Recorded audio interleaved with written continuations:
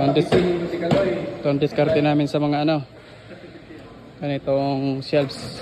Ito, baggage counter kasi ito, yung iwanan ng gamit ng customer. Ito ang diskarte namin. Ito, nakaltasan namin yan.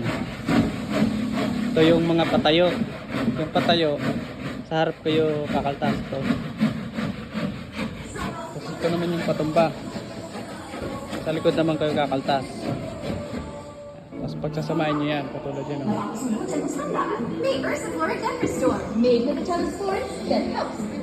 Tapos pag medyo masikip, talaga dadaanan nyo lang ng isang lagari. Yan, oh. Kasi hindi magkakapare yung kapal ng plywood. Ito yung pattern namin. Ito, para pareho ang lahat ng sukat. Ito. Tatapat mo lang yan ng ganyan. Ito. Kapantayan.